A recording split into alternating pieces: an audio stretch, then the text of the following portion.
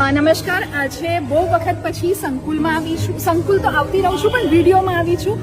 અને ફરીથી તમને બધાને, જો તમે મને ભૂલી ગયા હોય તો હું યાદ કરાવી દઉં. હું હેતલ સંકુલમાં વારંવાર આવું છું. શિક્ષણ એશ કલ્યાણ સંકુલ, લવાલ ગામ, ખેડા જિલ્લામાં જે આવેલું છે, વસો તાલુકામાં આવેલું છે.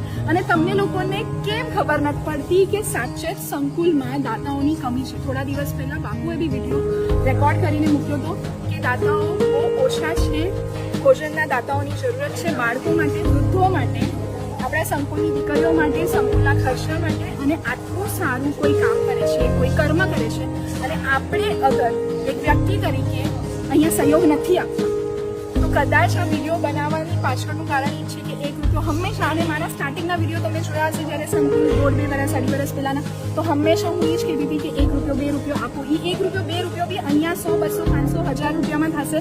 અને એ ખર્ચા ક્યાંક ને ક્યાંક બાળકો માટે, હવે તો વૃદ્ધો માટે, વિકલાંગો માટે, રોજ નવી વસ્તુઓ માટે આ પૈસા કામ આવે છે. અને તમારા બધાના સહયોગની, સપોર્ટની બહુ જ જરૂરત છે. અને આજે સંકુલમાં કોઈ દાતા નથી.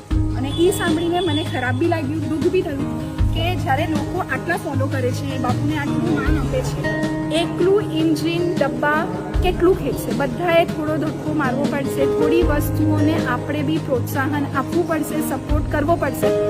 તો મહિપતસિંહ બાપુને, શિક્ષણ એજ કલ્યાણ સંકુલને, ધરતીનો છેડો વૃદ્ધાશ્રમ, આપણું વિકલાંગોનું આશ્રમ, સંકુલ 2 જે બને છે આપણને બધાને જ ખબર છે, જેના વિડીયો પણ બાપુ ઘણી વખત મૂકે છે, એ બધા જ માટે, આપણા પોતાના વ્યક્તિઓ માટે, અગર આપણે નહીં કરશું તો કોણ થશે. તો બધાને જ હાથ જોડીને નમ્ર વિનંતી છે કે પ્લીઝ થોડો સપોર્ટ કરો. પાછું કહું છું કે તારીખો ખાલી છે, તો પ્લીઝ તારીખો ભરો અને તમે લોકો સપોર્ટ કરો. Thank you.